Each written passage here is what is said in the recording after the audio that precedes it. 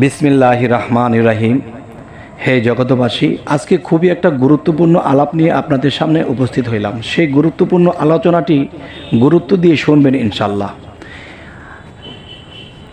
ঘটনাটি হলো, দেখবেন অনেক মেয়ে মানুষ আছে, তার সন্তান যখন 5 মাস 6 মাস বয়স হয়, পেটের মধ্যে সন্তানটা মারা যায়, কিংবা হওয়ার পরে মারা যায়, কিংবা দেখা যায় কারো কারো সন্তান নীল বর্ণ হয় জন্মের পরে। তখন দেখা যায় বাচ্চাটা মেডিকেল চিকিৎসা করেও বাঁচে না। তখন কি করা উচিত? কারণ এখানে ডাক্তাররাও রোগটা ধরতে পারছে না যে সন্তানের রঙটা নীল বর্ণ হলো কেন, এবং এই সন্তান পেটেও মারা যায় এবং জন্মের পরেও মারা যায়, এর কাহিনী কি, এর বিষয়টা কি? এই বিষয়গুলো যদি আমরা বুঝি এবং জানি, তাহলে কিন্তু আমাদের জীবনে অনেক বিপদ আপদ এবং অনেক সমস্যার সমাধান হয়ে যাবে। যেমন প্রথমত একটা কথা বলবো, যদি কোনো সন্তান জন্মের পরে মারা যায় এবং জন্মের পরে দেখা গেছে যে সন্তানের শরীরটা নীলবর্ণ, এবং দেখা যায় যে সন্তান অসুস্থ, মেডিকেল চিকিৎসাও তাকে বাঁচিয়ে রাখা যাচ্ছে না এবং আইসিইউতে রেখেও তাকে বাঁচানো যাচ্ছে না, এর মূল বিষয় হলো এই সন্তানটি এরকম হলো কেন, এরকম রং ধারণ করে কেন, এবং চিকিৎসা করলে ভালো হয় না কেন, মারা যায় কেন? আজকে এই বিষয়ে আলোচনাটি করব, এবং এই নিরাময়টা কি, যে একার থেকে বাঁচার কি উপায়, যে সন্তান পরবর্তীতে যদি আবার হয় তাহলে সেই নারীর সন্তান যেন মৃত্যুবরণ না করে, এটার জন্য কি ব্যবস্থা আছে। তো এই বিষয়ে আলোচনাটি করব ইনশাআল্লাহ। দেখুন, একটা জিনিস, যে মানুষ যদি দেখা যায় যে নিজের চুলগুলো ছেড়ে যারা হাঁটে এবং এদিকে সেদিকে চলাফেরা করে, তখন দেখা যায় খারাপ আত্মা বা জিন জাতির মধ্যে কেউ দৃষ্টি আকর্ষণ করে। দৃষ্টি আকর্ষণ করলে তার যখন ভালো লেগে যায়, তখন এই জিন শয়তান কি করে, তার সাথে রাতে তার সাথে থাকে এবং তার সাথে বিভিন্ন খারাপে লিপ্ত হয়।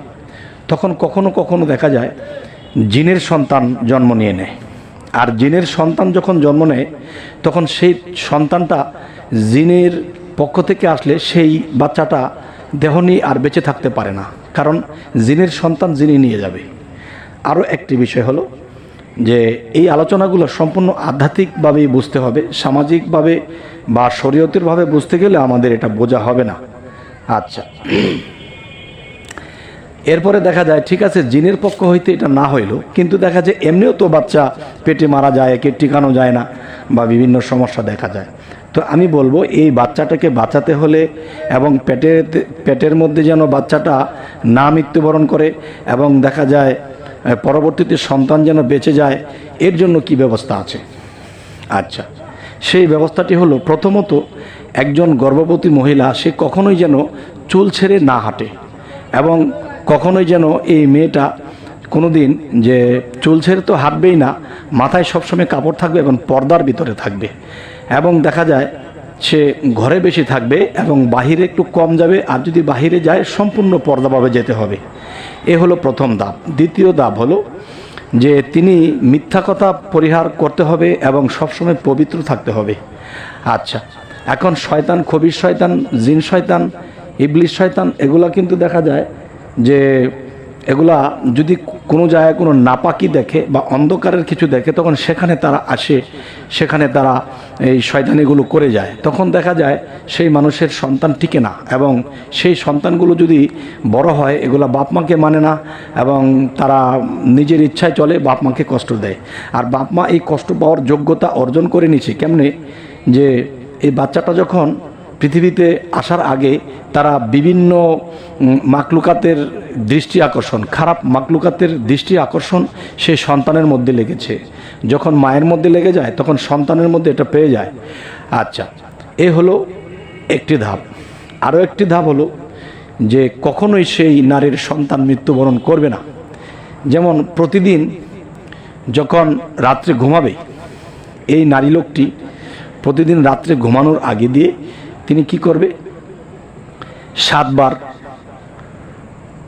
বার ফাতিহা সূরা, 7 বার ইখলাস সূরা, এবং 3 বার ফালাক এবং 3 বার নাস, সূরা নাস, আচ্ছা, আবার বলছি, 7 বার ফাতিহা সূরা, 7 বার ইখলাস, 3 বার ফালাক, 3 বার নাস, এটি পড়ে একটা গ্লাসে পানিতে ফু দিয়ে প্রথম দিন খাবে এবং সব সময় এটা করে সে ঘুমাবে। এক। দ্বিতীয়ত, সকালে যখন ঘুম থেকে উঠবে তখন ঘুম থেকে ওঠার পরে নামাজের পরে সে এই কাজটা আবার করবে, যে 7 বার ফাতিহা, 7 বার কুল হু আল্লাহ, যেমন 7 বার ফাতিহা, 7 বার ইখলাস, 3 বার ফালাক, 3 বার নাস পরে আবার বুকে ফু দিবে এবং একটা গ্লাসের মধ্যে পানি ফু দিয়ে সেই পানিটা খাবে।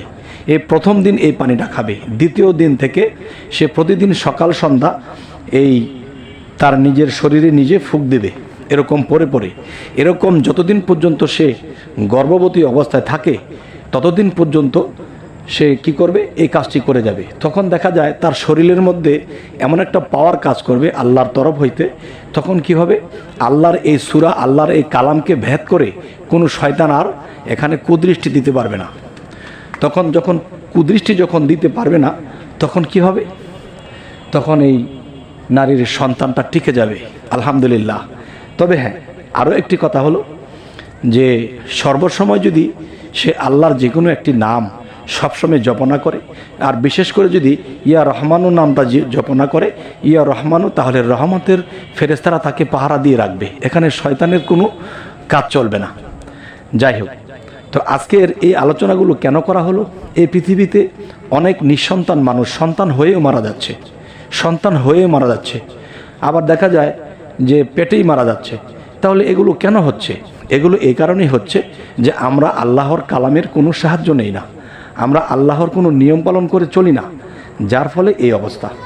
তবে আমি যে কথাগুলো বললাম এগুলো কিন্তু কোরআনী ব্যবস্থা, আর এই কোরআনী ব্যবস্থা নিয়ে যদি কেউ থাকে চলে তাহলে তার অবস্থা খুব ভালো হবে এবং ভবিষ্যতে দেখা যায় সেই সন্তানটি অলিয়া-উলিয়াতে পরিণত হতে পারে। কেননা যে প্রথমত সেই নারীটা যদি পর্দায় থাকে, এই পর্দার ভিতরে থেকে যে সন্তানটা ভূমিষ্ঠ হবে, পৃথিবীতে আসবে, সেই সন্তানটা অলিয়া-উলিয়াতে পরিণত হয়। কেননা তার মধ্যে কোনো কুদৃষ্টি লাগেনি, আল্লাহ সেখানে রহমতের দৃষ্টি দিয়েছে, যার ফলে তার গর্ভের সন্তানটা আউলিয়া হওয়ার সম্ভাবনাই বেশি থাকে।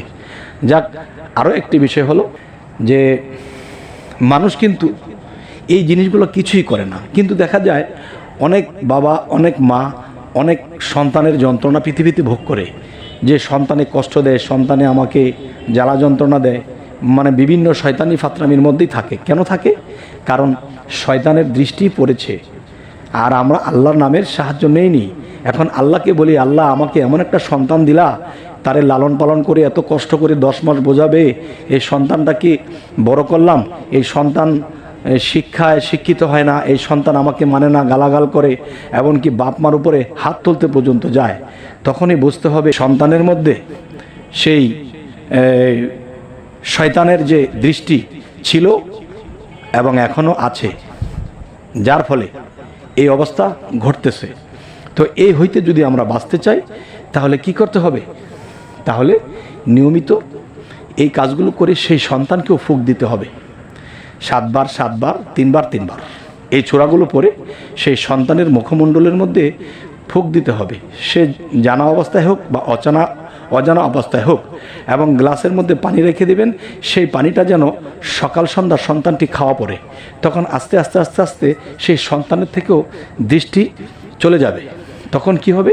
সন্তান আস্তে আস্তে আস্তে আস্তে সুপথে আবে। কেননা যে শয়তানের দৃষ্টি দিয়ে রাখলে তো সে শয়তানি করবেই। এই জন্য যখন এই সূরাগুলো পড়ে যখন সকাল সন্ধ্যা পানি খাওয়াচ্ছেন, আবার ফুঁক দিচ্ছেন, তো এরকম করতে করতে আল্লাহর কালামের শক্তিতে তখন সেই শয়তানের কুদৃষ্টি কেটে যাবে এবং তার উপরে আল্লাহর রহমত বর্ষিত হবে। তখন তার জ্ঞান, বুদ্ধি, চরিত্র সমস্ত কিছু ঠিক জায়গাতে পৌঁছাবে। তবে হে জগতবাসী, আপনাদের সামনে যে আলোচনাটি আজকে করলাম, এই আলোচনাটি কি আপনাদের ভালো লাগলো? অবশ্যই আমাকে জানাবেন, এবং কী ধরনের আলোচনা আপনারা চাচ্ছেন অবশ্যই আমাকে জানাবেন। তো আজ আরেকটি কথা বলবো যে আমাদের এই চ্যানেলটি যদি আপনাদের ভালো লাগে তো অবশ্যই সাবস্ক্রাইব করে রাখুন, পরবর্তীতে আপনাদের সাথে আবার সাক্ষাৎ হয়ে যাবে। সকলে ভালো থাকবেন, আল্লাহ হাফিজ।